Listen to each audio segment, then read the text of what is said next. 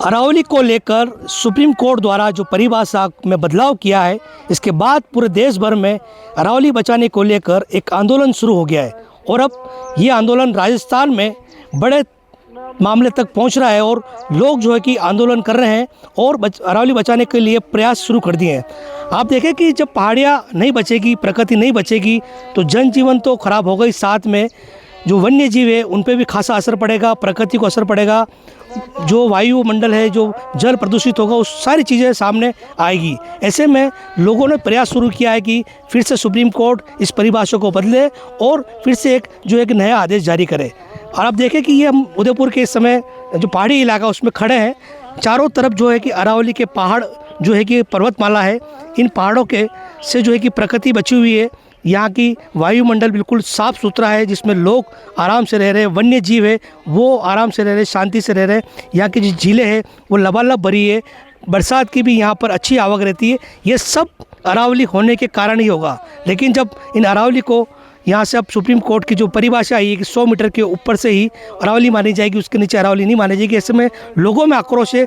लोग क्या सोचते हैं? हमारे साथ अभी इस समय मौजूद है वरिष्ठ अधिवक्ता मनीष शर्मा, उनसे बात करेंगे कि सुप्रीम कोर्ट की तरफ से जो परिभाषा बदली गई है अरावली को लेकर, क्या सोचते हैं आप? ऐसा है कि माननीय उच्चतम न्यायालय द्वारा 20 नवंबर 2025 का जो आदेश पारित किया गया था, उसमें अरावली पर्वत श्रृंखला के अंतर्गत 100 मीटर की जो पहाड़ियाँ हैं उन्हीं को अरावली पर्वत श्रृंखला के अंतर्गत पहाड़ी माना है।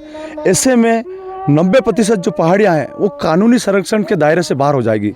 और कानूनी संरक्षण के दायरे से बाहर होने का मतलब ये है कि वहाँ निर्माण स्वीकृति, होटल, रिसोर्ट्स और बहुत सी ऐसी अवैध खनन, ये सारी प्रक्रिया शुरू हो जाएगी। ऐसे में जो अरावली पर्वत श्रृंखला जो दुनिया की सबसे पुरानी पर्वत श्रृंखलाओं में से एक है, जहाँ पर गुरु शिखर जैसे पहाड़ जो इस क्षेत्र में जो इस क्षेत्र में है स्थित है, साथ ही जो इस अरावली पर्वत श्रृंखला के अंतर्गत एक सनातन या धार्मिक दृष्टि से भी देखा जाए तो इन पहाड़ियों पे कहीं न कहीं शिव भगवान का निवास स्थान है। आप इस उदयपुर और मेवाड़ के क्षेत्र में देखिए, जितनी बड़ी बड़ी पहाड़ियाँ हैं वहाँ पर भगवान के मंदिर और ऐसे स्थान बने हुए हैं जहाँ दर्शन की दृष्टि से सारे लोग और धर्म प्रेमी लोग वहाँ पहुँचते हैं।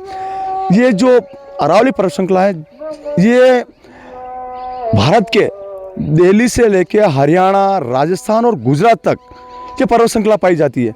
इस पर्वत श्रृंखला में प्रमुख जो नदियां हैं, बनास नदी हुई, लूनी नदी हुई और साबरमती नदी, जो एक इनका इस पर्वत श्रृंखला से उद्गम स्थल है इन नदियों से। तो ऐसी दृष्टि में अगर हम इस पर्वत श्रृंखला को नहीं बचा पाएंगे तो इस जो जलवायु है, जो दिल्ली और बहुत से क्षेत्र में मरुस्थलीकरण जो बढ़ेगा और पूरा क्षेत्र तबाह हो जाएगा ऐसे। और जो जलवायु, मुख्य रूप से जलवायु के ऊपर इतना प्रभाव पड़ेगा कि इस क्षेत्र में जनता को रहना दुभर हो जाएगा। बिल्कुल, आप कानून क्षेत्र से आते हैं। अधिवक्ता परिषद और बार एसोसिएशन ने कल इस मुद्दे को उठाया भी था और जिला कलेक्टर पे प्रदर्शन भी किया।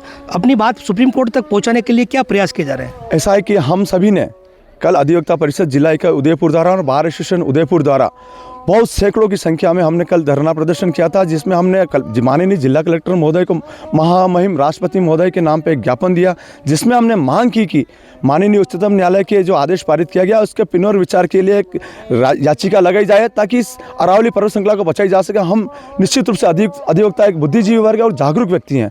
हम इस अरावली पर्वत श्रृंखला को किसी भी रूप में नष्ट नहीं होने देंगे। हम जितना भी बड़ा आंदोलन होगा उसमें करके रहेंगे और अरावली पर्वत श्रृंखला को बचा के रहेंगे। देखिए, बिल्कुल सभी अरावली पर्वत को बचाने के लिए प्रयास कर रहे हैं। हमारे साथ इतिहासकार अजातशत्रु भी मौजूद है, उनसे बात करेंगे कि इतिहास की दृष्टि से भी देखें और भूगोल की दृष्टि से देखें तो इस परिभाषा में जब बदलाव किया जा रहा है तो क्या सोचना आपका? मैं सबसे पहले तो न्यूज़ 18 राजस्थान के सभी व्यूअर्स को डॉक्टर अजातशत्रु सिंह शिवरती का प्रणाम। मैं आपको शुरुआत करता हूँ इस मेवाड़ की। मेवाड़ में सर्वप्रथम महाराणा उदय सिंह जी ने जब अकबर ने चित्तौड़ पर आक्रमण करके 1568 के अंदर चित्तौड़ अपने आधिपत्य में ले लिया था, उसके बाद महाराणा उदय सिंह जी ने सेफ जोन देखा था। तो आज ये जो मेवाड़ जो है, आज अरावली की पहाड़ियों के बीच में उन्होंने सेफ जोन करके आज उदयपुर को एस्टेब्लिश किया और आज जितने भी जो महाराणा है वो आज यहाँ एस्टेब्लिश है और आज सर्वाइव कर रहे हैं ड्यू टू दिस ये माउंटेन रेंज। ठीक है। और इसके अलावा मैं आपको बता दूं कि सर्वप्रथम कर्नल जेम्स टॉड के बारे में आपने सुना होगा। वो अंग्रेज सरकार के अंदर एक जोग्राफर था, इतिहासकार था और मिलिट्री शासक के रूप में उनका अग्रणी रूप से उनका सैनिक था। उसकी जो पुस्तक है जर्नी ऑफ वेस्टर्न इंडिया, उसमें उसने सबसे पहले इस माउंटेन रेंज के बारे में विस्तार से उसने अपना विवरण दिया।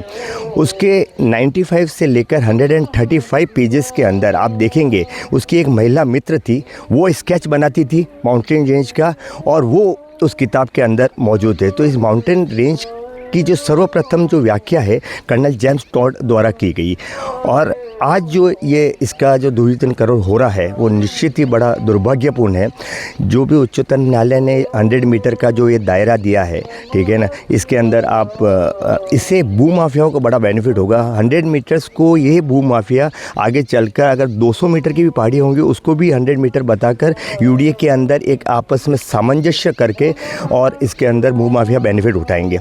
तो निश्चित ही आपको ये मानना चाहिए कि उच्चतम न्यायालय में हमारे जैसे अधिवक्ता पूर्व बार एसोसिएशन के अध्यक्ष मनीष जी ने कहा है कि हम इसको उग्र आंदोलन करेंगे और जो ये तुगलकी फरमान है, ठीक है, इसकी जो लड़ाई है वो आपको कानून से ही लड़ी जाएंगी। जो उच्चतम न्यायालय का फैसला है उसको चैलेंज करने के लिए सभी अधिवक्ताओं को आगे आना चाहिए और इस फरमान को के लिए एक कमेटी का गठन करके और बेंच के आगे प्रस्तुत करना चाहिए। जी देखिए, बिल्कुल ये थे इतिहासकार रावजा शत्रु। उनसे पहले बात हुई हमारी वरिष्ठ अधिवक्ता मनीष शर्मा। इतिहास के हिसाब से, भूगोल के हिसाब से हर तरफ से ये नुकसान होगा, इन सभी का कहना है, क्योंकि जब प्रकृति से छेड़छाड़ होगी तो वायुमंडल, जल और वन्य जीव और लोगों के सभी पर खासा असर पड़ेगा, जिसमें फिर एक बार सुप्रीम कोर्ट को विचार करने की आवश्यकता है। कमलेश दखनी, न्यूज़ 18 उदयपुर।